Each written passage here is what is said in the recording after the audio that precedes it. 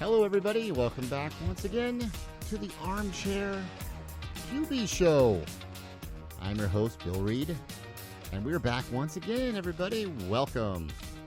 With me, as always, is my esteemed colleague. Esteemed? Ooh. Well, the esteemed colleague couldn't make it, so we had you fill in. What would make me not esteemed? Shame, guilt, scandal. Yeah, I'm definitely not esteemed then. Stuff like that. So those photos came to light. I don't know. You had to go to radio and podcast where your face couldn't be seen. Yeah, but although we are starting to get into the whole video casting, so that kind of... What's your alias this week? Is it Mike Devine? Is it Miguel Davina? Raul Duke. Damn it. It's always going to be my... I know. Yeah. How was your Memorial Day? Dude, it was good. A holiday? Man. Dude, it was... I love 3-day weekends, but the only thing I hate about them is you kind of get used to it, and then it almost makes you sit there and go, I think I want a 3-day weekend every single weekend. Is that plausible? No. Well, I mean, if we want to make less money, maybe. Interesting. Yeah. But no, I had a good time, man. Dude, I get to watch Indy 500, man. I mean, come on, dude. What do you think of that? That's my religion. I know dude. it is. You are the biggest. I mean, racing literally, fan I got know. the Andretti's behind me. Yeah. In the gray. Yeah, man. It was, dude. I love that thing, man. It's funny with like racing. People always ask, like, it's just cars going around. I'm like, man, it's something like you're like raised around it. It's something like my dad and I would go to. It's like my dad's not the most emotional of guys, but like you could always connect and bond. So it's almost like there's a much deeper emotional kind of tie to it. But dude, it was an awesome race, man. Dude, that last 20 laps, I don't know if you watched it or not. I did. Alexander Rossi, and Paginel going back and forth, and Rossi was down on horsepower a little bit, so every move he was making was just bonsai. I mean, that was an awesome race, man. I was on the edge of my seat for the last 20 laps, man. It was good, man. That's Memorial Day weekend. I always think of the Indy 500. I had to attend the 97 Indy 500. They went one lap and they got rained out. Oh, it was heartbreaking. I couldn't believe it. That's a good one. It's kind of you went after the Civil War lap. too. That was like the first or second year after Quinn Cart. Yeah, people don't realize. Like, I try to explain it to people, and I go, imagine in the NFL, imagine like Roger Goodell went, you know what? It's nothing to do with the teams or the players. It's the Super Bowl. So I'm going to start my own league. I'm going to take the Super Bowl. And, so you either go my league and get the Super Bowl or no, that's it. Right. And then the NFL team's going, well, F that. We're the reason why we're going to start competing on the same exact day. I remember that. So the US 500? So the IRL was like the Indy Speedway. And then I was at the inaugural US 500. You were? I was there. You had the big wreck. Yeah, I remember I was sitting in that turn, that wreck. Well, the best was like, because we were all united, right? We were like, fuck Tony George, fuck right? Those guys. Like, literally, there's a guy that was walking around with a shirt and say, hey, Tony, fuck you, right? And then it was like, I remember because everyone had handheld TVs and we were making fun of all the scrubs there. Watching the Indy 500? Yeah, like, oh, look, they're going to wreck. And then literally turn one, on the start, they all fucking wrecked. I remember that. And it was just like, this is a bad omen. And then the next 15 years, 10 years was just a civil war that took a sport that was at its pinnacle, more popular NASCAR, Formula One, and set it back. So, but it's finally, TV ratings wise, sponsors, drivers, it's just now starting to recover. It's not where it technically was, but it's getting there, man. So it was a great memorial, and it's cool to see that prestige back. Well, that's even non-racing fans, and I'm a very casual racing fan. I admit I do enjoy it, but I'm a very casual one. But there's something about the Indy 500. It's almost like the Kentucky Derby. Like, you cannot watch one horse race all year. That's the one you're going to watch. And not know anybody that's running it. But then all of a sudden, for those 35 seconds or however long it is, a minute and a half. I don't know how long the track is, but you're just like, you're glued to the TV. You'll watch it. Yeah. We were at the bar we were at when the Kentucky Derby was on, and everybody in the bar was like watching and cheering for the horses. I'm like, I don't have any money on this. Same thing with the Indy 500. Yeah. It's like a 3-hour long thing, but it's similar thing. It's the pageantry, the history. They keep showing, who won it back then. I harken back and think back to the first Indy 500 I really ever sat down and watched which ironically enough was 30 years ago this past weekend, was when Emerson Fittipaldi wrecked Al Unser Jr. on the final lap. I watched that at your house. Yeah. And I never really watched racing. I knew it, but I never really watched it. And I remember being like so invested in little Al winning. Yeah. And I don't know why. I was just like, maybe because he was American. I don't know. Maybe because he was a young guy. And the last lap, he Emerson Fittipaldi spun him out. It was total, incidental type of contact. Yeah, and I was like, oh my God, you can't do that. The thing is, like, the race meant so much. So there was it was 95. It was actually one of the reasons that started the Civil War. So the whole year is imagine, like, once again, I'll use the NFL so the NFL, referees every game, right? Playoffs, Super Bowl. The Indy was IndyCar and kart is what they called it. So they sanctioned every single race, but the Indy 500. USAC, was so they had different rules for the Indy 500. So Roger Penske went to Mercedes, that's who was making their engines. Went, we found a loophole in the rules. And so you can mess around with the displacement and the turbo. And so they found a loophole in the system and created an engine that had like 100 more horsepower. Yep, I remember They kept it secret. I remember they that. paid off employees to and they won every race. They said that they year. could have. It was only one race. It was only for the Indy 500. They invested millions for one race, knowingly it was going to get outlawed after that. They said they could have lapped the field 10 times over if they would have ran at full boost. They purposely detuned the engine. Well, they didn't want to make it too obvious. They purposely detuned it for qualifying. They're literally sandbagging, and so they didn't give away their advantage. And it wasn't until the race when they were lapping everybody. You're like, what the hell's going on out there? Yeah. What was it, 91 when Penske had that engine and Al Unser, I think it was a 91 or 92 season, and they were whooping everyone's ass. Al Unser Jr. was winning just race after race after race. I remember that season too. And it's funny that year they denied that they were lying, and apparently they found a loophole. Yeah, was traction control, and it wasn't technically traction control. It was like, and racing is notorious. I mean, you cheat, right? But it's not cheating. You push it. You push the rules, right? So they found a way of finding a place to put traction control where they knew no one was looking, and they denied it all those years until finally it was like years later they went, maybe. That's but that's the thing I dig about. But that's one of the things that that kind of gives racing that ultimate you like it even more because it just has that hint of not cheating. You have that hint of I would say being more what's the word I'm looking for? More creative. Yeah, it's you do push the envelope. I mean, we were talking about it on Gray Matters just a little bit ago about just people and human nature and what's wrong and what we need to do. And I think the thing that's why we're attracted. I'm a peaceful person, but I love racing. I love boxing.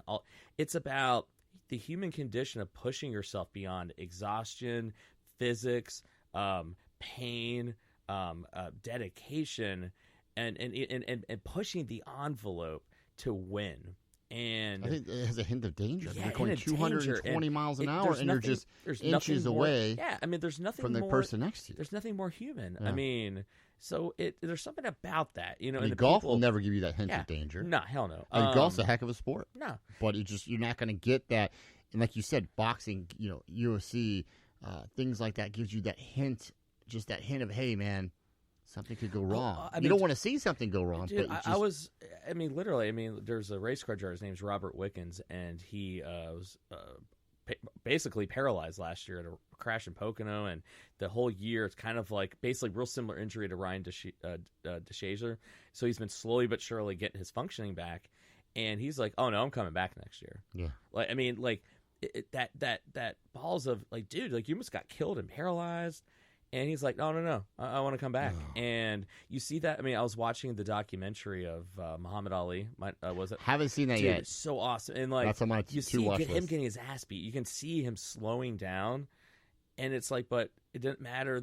He just kept putting himself through it. And there's something about that as a clinician and watching people. And you just want to sit there and tell people like, well, that's being human. Mm-hmm. Pushing yourself beyond everything. Now, given, I mean, sometimes pushing it too far, that's a human condition, but man, there's something to learn and teach our kids through stuff like that.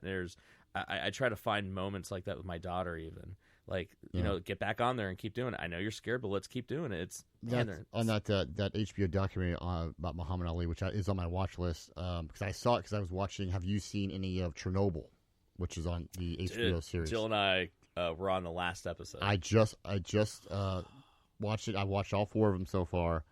Holy hell, am I blown away! Like that. If you folks out there, HBO has a show called Chernobyl, and you need to watch it. If you are even just quasi history buff, even if you're not, this is just interesting to see what happened, how the Soviets royally screwed this up.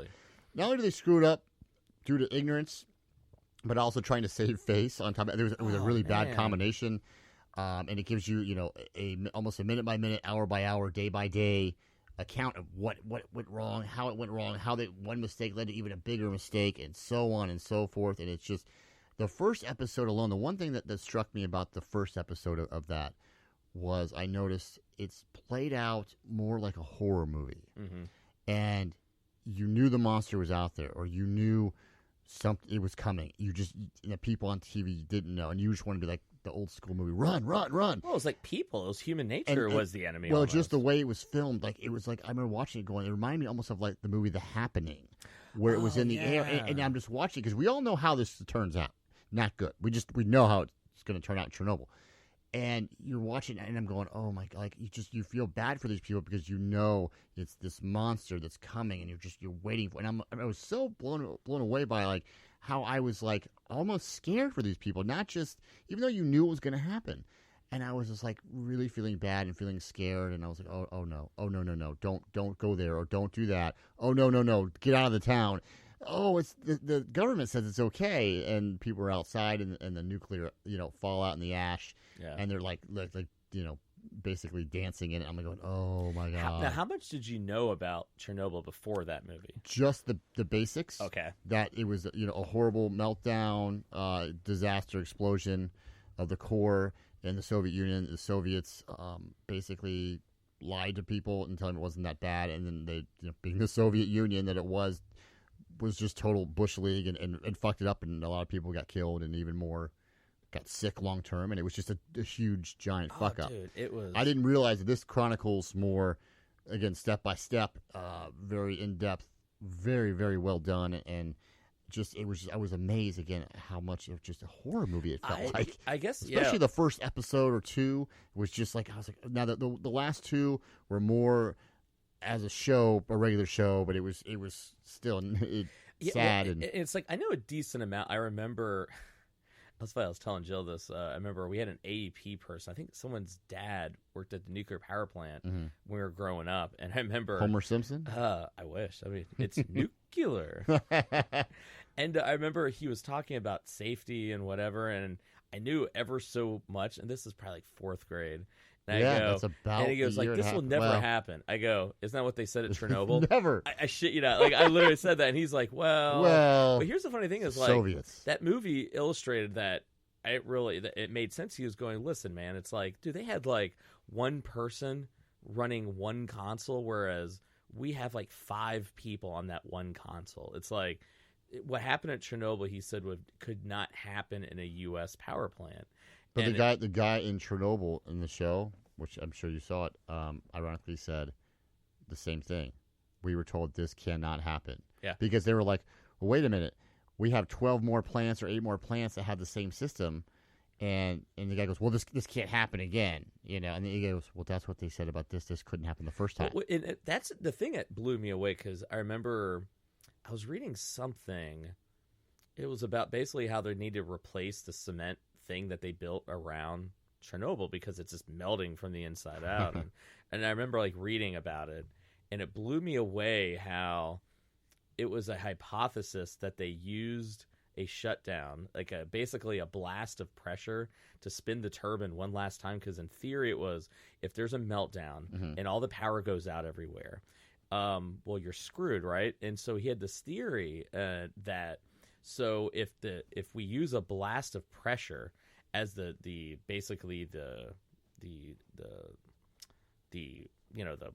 plant shuts down, it will spin the turbine one last time to have a burst of electricity that would power all the pumps and power all the electricity with enough time to save everything, basically. That's what the fuck up was. Because the thing is, though, apparently, because remember in the movie where they're like, well, we shut it down on the show. Yeah. We shut it down, and that's when it blew up. And they're like, that doesn't make any sense. That's why, because the part that was missing was, well, we shut it down, but we opened a valve to blast everything, but the valve it stayed open, and then the reaction kept going, and then... Mm-hmm. How great is the head coal miner that they recruit? That's how awesome. Great is that guy? Yeah, he comes out of nowhere. Well, the best was like when they're just like, "Don't lie to him." Well, that's like and they knew they were going to die. That's like one of the few like lighter moments. Maybe the only light moment in the whole. It is, I was watching with my wife, and even she was like, this is kind of depressing, and I'm thinking, yeah, it is. It's almost like watching, not on the same scale, but it would almost remind me of like watching Schindler's List. Oh yeah. And what I mean by that is, you just know, pretty much everybody in this film is not going to have a happy ending. And they knew that, and that's what was crazy. But it's historical. They all knew it, and I love historical stuff, especially historically accurate stuff.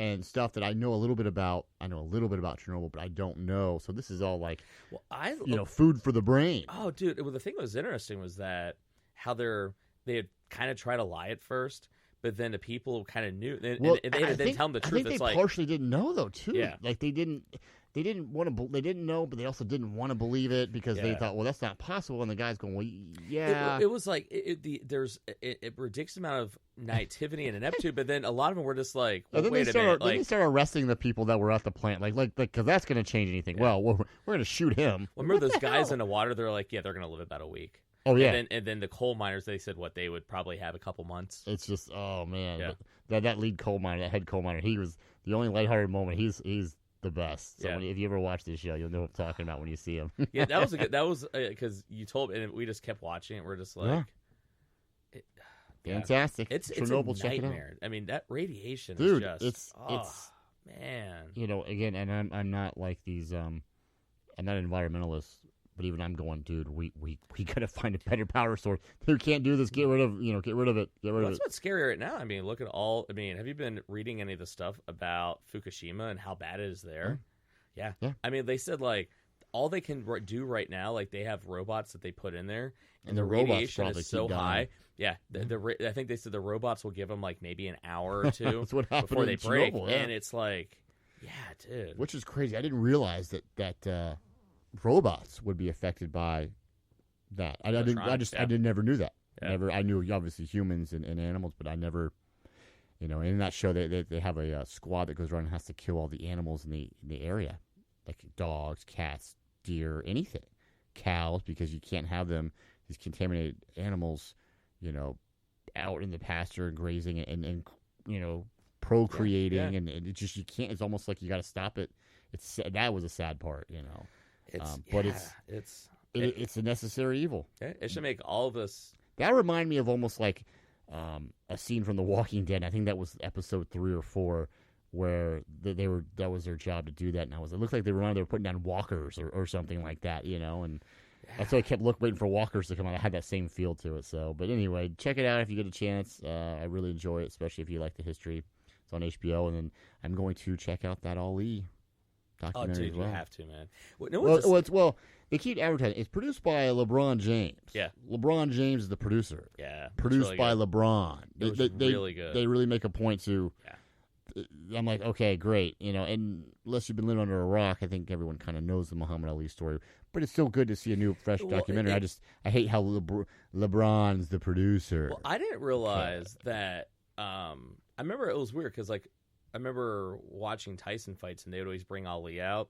And I remember, like, oh, he had Parkinson's, right? I remember at first I always thought, oh, it's because he was punch drunk, right? But then That's what we always just think. But then it was like, oh, no, he had Parkinson's. But then what they have realized, like, it was sad because you saw, like, after the really bad fights, and I think it was like the Joe Frazier fights, and then it was like he started talking slower. Like, you saw his cadence start going slower. And it's like he even knew not to go too far, but it's like, I don't know if he needed the money or just. I think he needed the money. Sad, man. Yeah, I think like, he did. I mean, you watched him get dumber, and you watched him get slower, and then literally his Parkinson's. They are saying now, what they have found out was that repeated head trauma can speed up. Well, if you watch his latter years against Spinks, and you saw him against Larry Holmes. Yeah. I think, on one hand, he did have a quest. He was trying to become the 4-time champion, which, I mean, who are we to deny a man what he wants to do? If that's what you want to do, and but I do think he probably needed the money. I don't know. I mean, later on, his brand is huge, and it's up there with the Jordan brand, especially today. It just is. Oh, yeah. But I think at the time, he probably, it didn't help that he had Don King representing him, So, speaking of boxing, did you see we have a new heavyweight boxing champion of the world? They still have a heavyweight division? Yes, they have belts and contenders and everything. What? That's Andy Ruiz Jr., the first ever Mexican heavyweight champion in boxing. Mexico has had a very storied history in boxing, as we all know. Heavyweight. No, it's always been lightweight, welterweight, middleweight. Right, they are historically lighter weights, or at least fight at lighter weights, or more successful, I should say. This is the first one, not the first one to go for. They've had several attempts in the past. Mexican fighters have, but this is the first one to be successful. I think they had like seven previous fights, and this was the first one. And this against Anthony Joshua, who was going to the fight, was a pretty good fighter. He's out of England, and they want to put on a super fight with Deontay Wilder, and that's at least temporarily off the table. And the Mexican fighter Ruiz, I got to tell you, man, this guy, my hat's off to him. God bless him, but he wasn't quite looking like Butterbean. But he kind of was. Him and Butterbean probably hit the buffet together. This was a big guy. This is like, it was not quite as big as the Buster Douglas upset. Whatever happened to the heavyweight? I mean, did UFC just destroy it? No. What actually happened? UFC didn't help, but no, UFC. I think if anything, the UFC put more, because UFC celebrates guys like Tyson. Yeah, they put Tyson in their video game, for crying out loud, as a special character. Yeah. Because UFC basically just kind of picked up where boxing died, for the most part. I mean, it was like a quick death too. I mean, it was like, well, once the Klitschko brothers were almost like the last, because Lennox Lewis retired, right? Lennox Lewis retired, and it kind of died with Lewis. And then like your Roy Jones started retiring, De La Hoya retired. Well, those are lighter weights, but yeah. But I mean, all the boxing. I mean, like, really look. I mean, the marquee guys. Tyson went away. Holyfield went. You know why Holyfield finally retired at like age 50? He did. Yeah. You know why he did several years ago? Not because he wanted to. He's ready to go. He said, basically, he said, well, since no one will give me a title shot, I guess I'll just retire, because they wouldn't get, I'm like, dude, you're 50. You're already like the 3 or 4-time champion. Now, granted, it's an alphabet soup of champions. Like this guy that just won, Andy Ruiz Jr., they show him, he won like 4 belts, and he doesn't even have all of them. Wilder still has, one. I think Fury still has one, Tyson Fury. But I think, is Fury the linear champion? But I don't know. That's one of the problems. There's so many now. It's. Well, even think about like what. I mean, really think about like why. Why did it fall apart? It's sad when guys like you and I, who grew up loving, especially heavyweight boxing, yeah, when we don't know for sure who the heavyweight champ is, when we have to look it up. Dude, we used to be able to sit there and go. We would sit there and get arguments about who should the next contender be. Yeah. I mean, we had it down to who are the upcoming people. I mean, the sport just it was rather breathtaking, actually, how fast it just fell apart. Well, and something like this, I mean, this guy was an 11-1 underdog, so this is a pretty big upset. It was in MSG, so they say a lot of people from England flew over expecting to see this guy get killed. And he was a last-minute replacement, too. He wasn't originally... And you look at him, he's he's a big boy, He's... I mean, well, even like even with, the money team, with Floyd Mayweather, I mean, like, even outside of him... Yeah. I mean, they need to break out the money. Is what boxing does, and I know they pay their guys well. They need to get some marquee names back in there, or because they're having trouble creating them. I think the last boxing match I watched was Mayweather McGregor. Yep, that was. I mean, even my wife and I watched it. We're just like, fuck it. Well, WWE, they're doing something similar.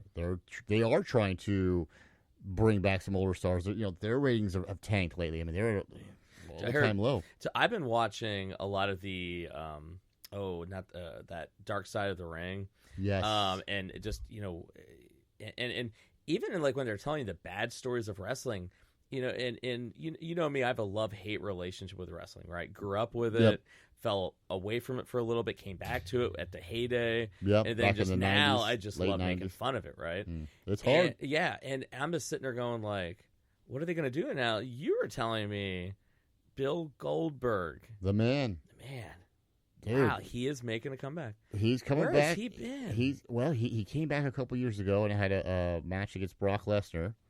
I think he wrestled 2 or 3 times, which was great because they were putting him in the Hall of Fame. They kind of do that now. They'll bring someone back if they're going to the Hall of Fame. If they can still physically go, they'll bring him back for a match or 2, which is kind of cool as long as the guys are in shape and people want to see him. Why not? I mean, yeah, sure. And they brought him back, but that was like probably 2 years ago. And he's like 50, but I got to tell you. The jackknife was this brutal. The jackhammer, yeah. Now, Goldberg, when he came back 2 years ago, he wasn't quite as big as he was. I mean, he was still in shape. Yeah. But he was still probably 85, 90% what he was. I mean, he still would look phenomenal for being 50. But you could tell he was just a hair smaller, but he probably wasn't on the program anymore. Yeah. But Goldberg, they're having a pay-per-view, this month's pay-per-view in Saudi Arabia. Goldberg is coming back. Now, the rumor is the Saudis that are putting on this pay-per-view, the Saudi royal family, they must have some member or some decision maker there is apparently a huge old-school wrestling fan. And they've negotiated a deal where now the WWE goes to the Saudi Arabia, the king. No girls wrestling there, right? I heard this year they're finally having the first women's match ever. Now, no one knows how that's going to go down. Probably not very well. Because they're right, they wouldn't let women wrestle. They might as well serve hamburgers. I mean, Goldberg's coming back against The Undertaker. Now, as a casual wrestling fan, Mike D, and someone who liked it back in the day, is that something, when you hear a match like Goldberg versus Undertaker, a match that, would have been awesome 20 years ago, is that something that would make you think about watching, at least for one night? Right, or is that ship kind of sailed for you? So now, I was watching, I'm going to come to my point, I promise. So I was watching, was it Impact Wrestling? Yep, that's the other one. I can't remember what it was. It was on one of the channels. Which is Boo Boo. Yeah. And I got to tell you, I can't watch it. But the thing is, so storylines are just abysmal everywhere, right? Yeah. But then I saw this tag team match where I don't know who these guys, they were doing some insane moves, right? And that was the first time I ever watched flips and jumps. I mean, not even that. It was just like how they were almost synchronized moves with each other. That's exactly. It was almost like I saw a 2-person pile driver, like a 2-person power bomb, a 2-person I don't know, it was like a weird jackhammer suplex thing, right? And I was there going, that was the closest thing. I was just like, that was kind of cool. But then the storylines were so bad. Mm-hmm. So when you're asking Mike, are you excited?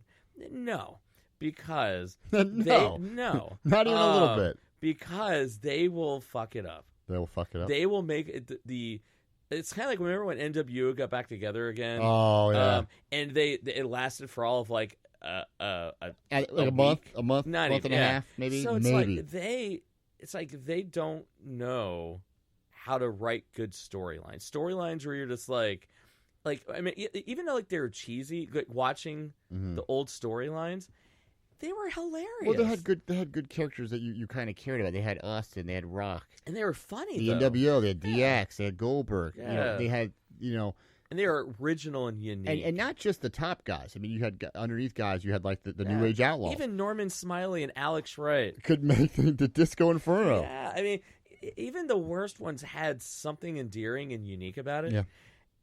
I can't put my finger on why they can't figure it out, but it's like I can't tell if they've kind of like Hollywood. Well, they're out of ideas. For those of you wondering why Goldberg at age 52 is coming back into the ring, and I think the Undertaker might be a year or two older than him. I'm not sure, but the word on the street is that Goldberg for one night in the ring is allegedly, I heard, being paid $2 million.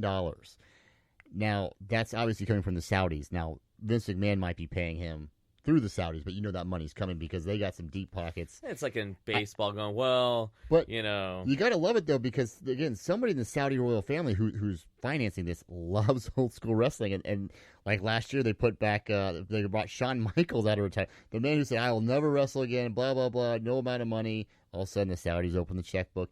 Guess who's out there last year? Shawn Michaels. So, I got to say, as a old school wrestling fan, and I'm not the most pro Saudi guy in the world.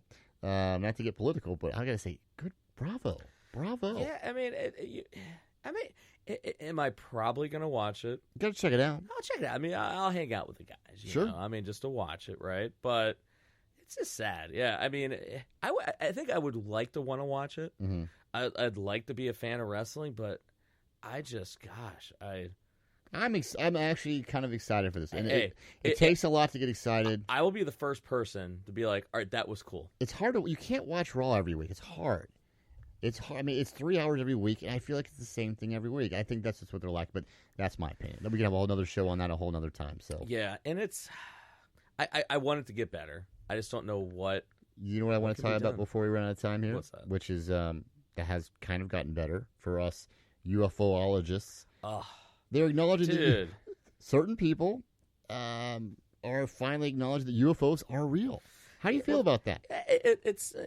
I don't know if going and saying they're real, but you have entities. Just because they're real doesn't mean they're aliens in it. They're unidentified flying objects. Here's what I'm more interested in. Mm-hmm. I'm less interested in the fact that they're talking about the, like they're coming out with the video, the pilots, because these are all things me as a pilot. I mean, these are all stuff I've heard all the stories, right? Mm-hmm. I've always known this. I'm more interested in why now. Why now? And I thought about that. That that's where crossed my mind. Part of me is sitting there going, if there were reasons why they felt as though they couldn't tell people, which are understandable from a societal perspective, right? But what would the transition be from going, okay, people can't handle it, to almost, we're going to have to come out and say something eventually? Yeah. This is, to me, what it would probably start looking like. We're going to start acknowledging a little thing, then a little thing, and then a little thing, and then, next thing you know... Reptilian overlords. Shapeshifters. Son of a bitch. The Greys, the reptilians. It's gonna be like the show V all over again. There's something more to it. The timing. All right, Mike. Reptilian overlords take over tomorrow. They enslave you. Do you fight back and risk death, or you just go, well, Kang and Kodos were right? I think it's human nature. I think the fight. Yeah. I would rather die fighting, on my feet than live on your knees. Yep, yeah. That's a famous quote. Yeah, I just think it's just human nature. I just couldn't. Do you really want to know if there's aliens out there? Do we really want to find these? Do you really? Because obviously they're going to be so much far technologically advanced. Well, this is where you and I were talking. Like, I think we need to do a little bit of a crossover show on this one, because I think this is that perfect kind of crossover, right? I think we have to, because I think we're at a time, we're looking at all the problems that we have in the world. It's almost kind of like it's like I think there's a part of us that knows that it's kind of like the human psyche is that we've been abandoned, and we're angry or unhappy, we're lonely, and we're just distracting ourselves with BS. And I think we almost need it. Would you want to know the truth? I mean, the truth. And what I mean by that is the truth of everything. What's our purpose? Who created us? Is it divine intervention? Is it this? What if aliens or a certain species or whatever you want to call them, race, came to this planet and said, we have all the answers? Would you A, want to know? I think I would want to know. But B, what if the answers were just so terrible, like completely not what you were expecting and completely maybe not what you were wanting? What if they were like, you know what? There is no God. There is no afterlife. I think there's another option, which I think is more realistic, is that imagine if we were to try to talk to my dog Pia right now, explain to her the existence of human nature, evolution, science, and physics. She's a dog. She can't understand it. That's the thing I think that messes with humans more than anything. I think probably is more closer to the truth. That what if the level and gap between intelligence between them and us is like us to our dogs and animals, and it's like we couldn't even explain it to them. Here's the thing, though. But we are more self-aware, and what I'm saying is, like, we've traveled to space. We have done some pretty great things as a species, some pretty horrible things too. So I don't think the level of us not being able to comprehend, like we were literally asking these questions, trying to find these aliens. I think that's and if they're so smart, why can't they just dumb it down for us? You're not that smart. I think that's the problem with humankind, is that I think we're smart enough to ask the question and get some of the answers, but that's the ultimate cosmic joke. We're not smart enough to get to the next level. I don't think it's that we're not smart enough and we couldn't comprehend it. I don't think that we could accept it and roll with it. I think we would be like, I can't do this. Oh my God! Mass suicides. We got to blow ourselves up. I think one of the things you have to kind of look at is I don't think we would accept it. I think society. You have to look at. I mean, if all these things are true, that they've bounced around the whole idea, and that was probably one of the things of human society. The human psychology would not be able to handle it, but maybe there's a certain time of society to where maybe they are. I mean, you have to look at. The Baha'i it's a religious kind of sect, and they believe in truth. So they look at like Muhammad was a prophet, Jesus was a prophet. That there's all ultimate truth, and as man is ready, a prophet will then reveal more of that truth.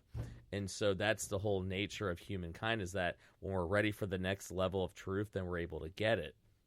Maybe that's what is to come. That maybe we're getting to that point now where maybe we are ready for it. Some deep shit. It's. It could be a giant conspiracy, too.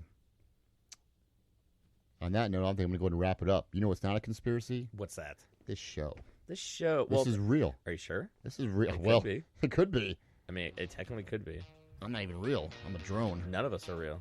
We're computer-generated images, man. Folks, we got into some heavy stuff this week. We always do, man. Both shows today, man. I tell you, it's good stuff, man. It was a heavy week. That's what happens. You give us a week off, we get heavy. I know. Yeah. It was a good week to marinate and let some things. I think we needed that. Absolutely. Yeah. Mike Devine. Yeah. Check him out. Great Matters Radio. You can check me out on my Facebook page at the Armchair QB Show. Yeah. ArmchairQB.org. I'm your host, Bill Reed. For American Counselor Mike Devine, thank you very much for joining us, and we will check you out next time. Have a great day, everybody. Hey. Later.